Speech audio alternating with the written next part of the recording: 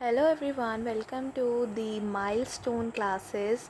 This is unit number 3 from the book 18th Century Literature of DOSOL second semester of BA Honours in English. So the third unit name is The Vicar of Wakefield.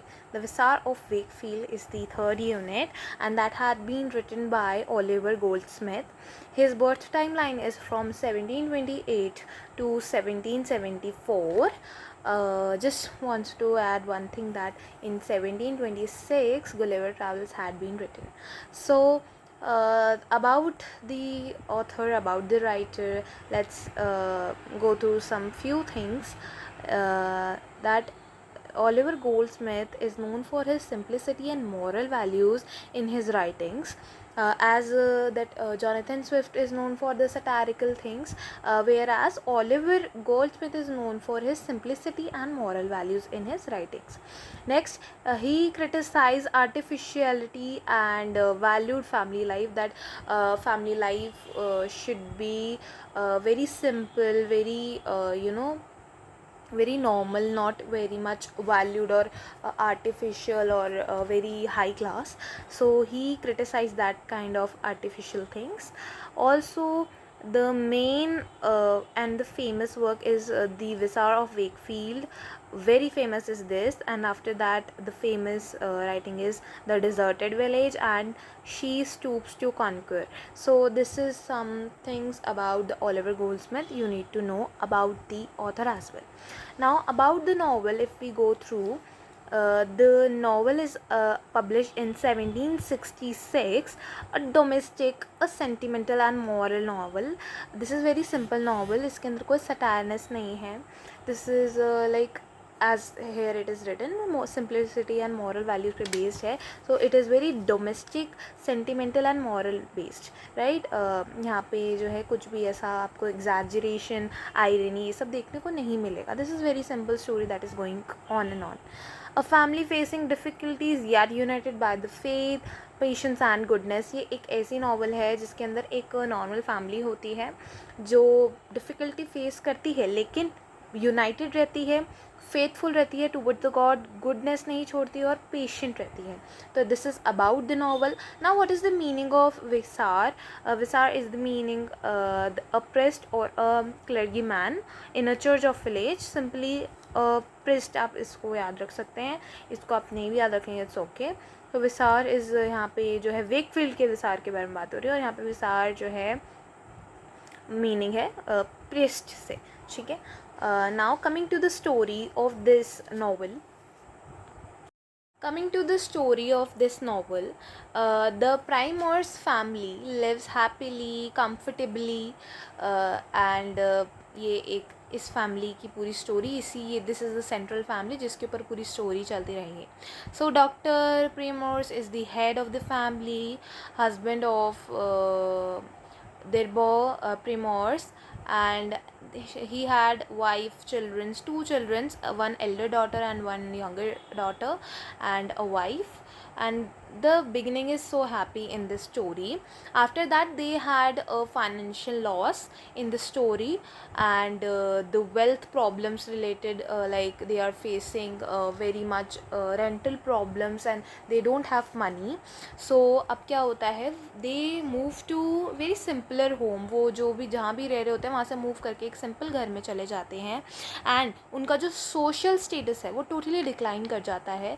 And यहाँ से जो है family struggle बिल्कुल start हो जाता है, यानी कि जो हैप्पी बिगनिंग थी अब वो फैमिली स्ट्रगल पे बन चुकी है just because of financial loss. अच्छा, फाइनेंशियल लॉस हो तो चलो कोई बात नहीं, they are very united, very patient, जैसा कि हमने शुरुआत में ही देख लिया था, बहुत ही सेंटिमेंटल स्टोरी है. तो यहाँ पे होता क्या है, जो उनकी एल्डर डॉटर है Olivia Primrose, she gets involve with mister Thornhill. अच्छा, उनके साथ वो इन्वॉल्व होती है, वो कोई प्रॉब्लम नहीं है, and he seems to be a very good man, noble man. But होता क्या है, ही डिसीव्स हर्स. डिसीव्स का मतलब होता है चीटेड और बिट्रेड, यानी कि उसको धोखा मिल जाता है ओलिविया को. एंड वॉट हैपन्स, ये ऑगी वाली ओलिविया नहीं है, okay. So she gets betrayed by him, by mister Thornhill and it causes the great suffering. यानी कि ये जो थॉर्नहिल है सिर्फ चीट ही नहीं करता बल्कि इन पे केस भी कर देता है। मतलब पहले से फाइनेंशियल स्ट्रगल तो चल ही रहा होता है, बट इस चीज़ का भी अब स्ट्रगल स्टार्ट हो गया कि how they are going to get through this. तो अब उनकी सफरिंग कम नहीं बहुत ज़्यादा बढ़ जाती है सिर्फ इसी कारण से। एंड इसी चीज़ के कारण जो इनका फादर है यानी कि डॉक्टर प्रिमोर्स, चार्ल्स प्रिमोर्स हैं, उनका पूरा नाम डॉक्टर चार्ल्स प्रिमोर्स है, तो वो जो है इम्प्रिजनमेंट फेस करते हैं। ओवरऑल फैमिली जो है इम्प्रिजनमेंट फेस करती है, सेपरेशन फेस करती है, इमोशनल पेन फेस करती है, poverty, financial and many more problems they do face. अब क्या करेंगे वो लोग इनसे निकलने के लिए? Let's go through that. अब जब उनको ये सब फेस करना पड़ता है तो अब वो क्या करते हैं, डॉक्टर चार्ल्स प्रिमोर्स जो है during his hardship, during his family hardship, remains honest, loyal, remains faithful in the God, forgives others. मतलब वो कहीं पे भी ऐसा नहीं है कि he gets like annoyed, irritated कि थॉर्नहिल फालतू में उन्हें फंसा रहा है, फिर भी वो इरिटेट नहीं होते हैं।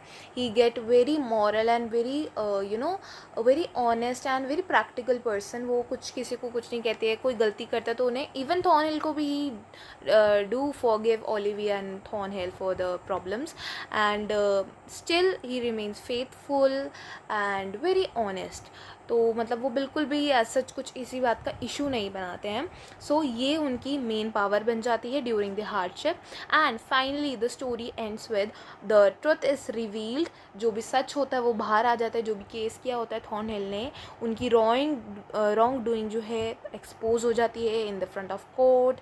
एंड वो सब जो है प्रिजन से बाहर निकल जाते हैं Primrose family, and family gets reunited and justice restored. मतलब जो भी गलत हुआ होता है वो अब कुछ गलत नहीं है, और there is a very happy ending. यानी happy beginning and happy ending was the story main thing. But अब हमें समझना है about the characters in this. So the first character doctor Charles Primrose is a central and moral character, जो हमें सिखाते हैं हमें सबको माफ़ करना चाहिए, पेशेंट रहना चाहिए, फेथफुल रहना चाहिए in every situation. After that they bro प्रिमोर्स, जो उनकी वाइफ हैं, वो हर बारी एक ही चीज़ के बारे में सोचती थी, that is dream of improving families position, and she is very practical. Like जैसे वो एक मॉरल कैरेक्टर है पर वो फैमिली की पोजीशन को अपवर्ड्स यानी अपने सोशल स्टेटस को हाई ले जाने में सोचती रहती थी और उसके बारे में ड्रीम करती रहती थी। येट मतलब जो है उनका सोशल स्टेटस डिक्लाइन हो जाता है due to financial issues. Later on it gets good in the end.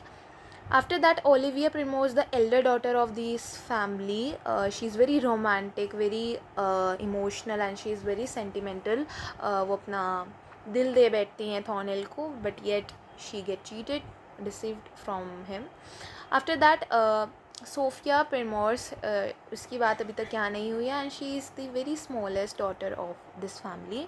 She is very gentle, sensible and modest, and she is a contrast to Olivia. जैसे वो रोमांटिक है, इमोशनल है, but she is not, younger daughter is not. She is very gentle, sensible and modest thinking. Thornhill, Mr. Thornhill is the main antagonist of this novel, deceptive, charming. अच्छा, यहाँ पे आपको एक वो देखने को मिलेगा कि अपीयरेंस वर्सेस रियलिटी की थीम, दैट अपीयरेंस तो इनका बहुत चार्मिंग, हैंडसम, वेल्दी होता है, बहुत वेल्दी मैन है थॉर्नहिल यहाँ पे, लेकिन what he does is he cheated her, he is the main the problem in this novel. So that what it does. Next is Sir William Thornhill, represents the true virtue and the justice and vice, यानी कि जो वहाँ के एक one of the main character है जो कि true और वर्च्यू और जस्टिस और बहुत ही अच्छी मॉरल चीज़ों को डिपिक्ट करते हैं. What are the central themes of this particular novel? So the central theme of this novel is first is family life. हमने देखा बहुत ही सिंप्लिसिटी, मॉडेस्ट फैमिली लाइफ होनी चाहिए. हर सिचुएशन में, हार्डशिप्स में जो है फैमिली काम आती है. ये इस नॉवल से हमें सीखने को मिलता है. मॉरलिटी और वर्च्यू हमें देखने को मिलता है through the character of what doctor Charles Primrose, जो मेन सेंट्रल कैरेक्टर है. अपीयरेंस वर्सेस रियलिटी, अभी मैंने बताया थॉर्नहिल के बारे में, वो दिख तो बहुत चार्मिंग और हैंडसम रहे थे, बहुत वेल्दी हैं, yet he does the cheating with Olivia. So that shows the appearance versus reality theme. After that, social class and wealth, जहाँ पे उनका हमने देखा शुरुआत में ही social status decline हो जाता है due to financial loss. तो wealth जो है इतनी strong होती है कि थॉर्नेल जो है fake केस कर देते हैं, but due to the faith of religion and faith, जो चर्च की मॉरल वैल्यूज़ यहाँ पे दिखाई जाती है इस पूरी नॉवल में, तो जो मेन फेथ होता है उस पूरी फैमिली का गॉड के प्रति, तो उस कारण से जो है ये सोशल क्लास भी उनका हाई बाद में जाता है, and they didn't get defeated by Thornhill case.